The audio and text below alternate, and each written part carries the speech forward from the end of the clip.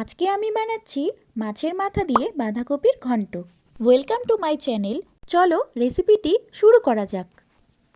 প্রথমেই আমি একটা প্লেটের মধ্যে দুটো মাছের মাথা নিয়ে নিচ্ছি। এর মধ্যে নুন ও হলুদ দিয়ে কিছুক্ষণের জন্য মাখিয়ে রেখে দিচ্ছি। এখানে আমি চিতল মাছের মাথা ব্যবহার করেছি, তোমরা চাইলে যে কোনো বড় মাছের মাথা নিতে পারো। এইভাবে আগের থেকে মাখিয়ে রেখে দিলে নুনটা ভীষণ ভালোভাবে ঢুকে যায় আর তেলও কম লাগে। মাখানো হয়ে গেলে আধ ঘন্টার জন্য আমি ঢাকা দিয়ে রেখে দিচ্ছি। বাঁধাকপি কুচি করে কেটে নিয়েছি আর এখানে আলু, টমেটো আর মটরশুঁটি নিয়েছি। কড়াই গরম করে দিয়ে দিচ্ছি সর্ষের তেল। সর্ষের তেলটা ভালোভাবে গরম করে নিতে হবে। মাছের মাথাগুলিকে এখন আমি ভেজে নিচ্ছি। দুপাশটাই লাল লাল করে ভালোভাবে ভেজে নিতে হবে। মাথাটা তেলে ছাড়ার সময় গ্যাসের ফ্লেমটাকে কমে রাখবে, পরে ছাড়া হয়ে গেলে বাড়িয়ে দেবে। ভাজা হয়ে গেছে, এখন আমি মাথাগুলিকে উঠিয়ে নিচ্ছি। কড়াইতে আরেকটু সর্ষের তেল দিয়ে এখন আমি ফোড়নে দিচ্ছি তেজপাতা আর গোটা জিরে। আর এখন টুকরো করে কেটে রাখা আলুগুলো দিয়ে দিচ্ছি। আলুগুলিকে ফোড়নের সাথে খুব ভালোভাবে ভেজে নিব।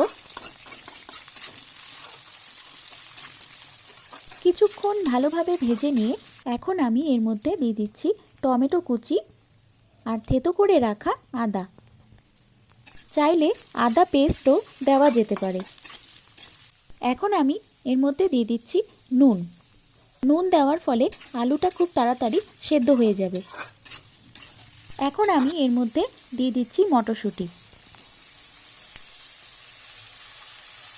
মটরশুঁটি দিয়ে আরেকবার আমি ভালোভাবে নেড়ে নিচ্ছি। এখন আমি এর মধ্যে কুচি করে রাখা বাঁধাকপিগুলো দিয়ে দিচ্ছি।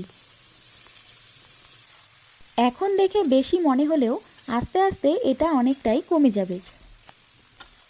এইভাবে আলুর সাথে তেলের মধ্যে ভালো করে ভাজা ভাজা করে নিতে হবে।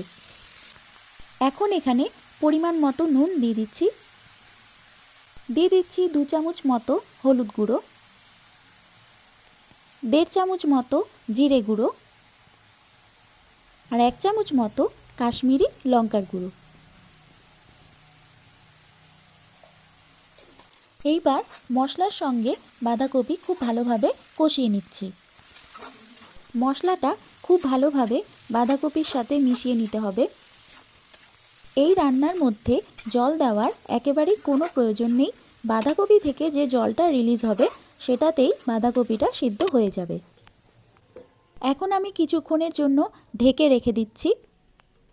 কিছুক্ষণ পর ঢাকাটা খুলে আরেকবার এখন একটু নাড়িয়ে নিচ্ছি। ঢাকা দেওয়ার সময় আঁচটা কিন্তু একেবারে কমে রাখবে। এর মধ্যে এখন আমি দিয়ে দিচ্ছি চেরা কাঁচা লঙ্কা আর স্বাদ মতো চিনি। চিনি দিয়ে আবারও আমি ভালোভাবে মিশিয়ে নিচ্ছি। এবারে আমি এখন দিয়ে দিচ্ছি ভেজে রাখা মাছের মাথাগুলো। মাথাগুলো দিয়ে খুন্তি দিয়ে এইভাবে ভেঙে দিতে হবে। ভাঙা হয়ে গেলে বাঁধাকপির সাথে খুব ভালোভাবে মিশিয়ে নিচ্ছি। নামানোর আগে 1/2 চামচ মতো গরম মশলা গুঁড়ো দিয়ে দিচ্ছি।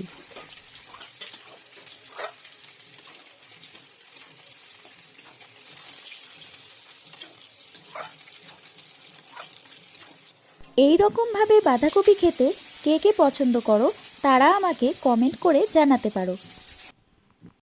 আর আমার আজকের রেসিপিটি কেমন লাগলো সেটা আমাকে অবশ্যই কমেন্ট করে জানিও।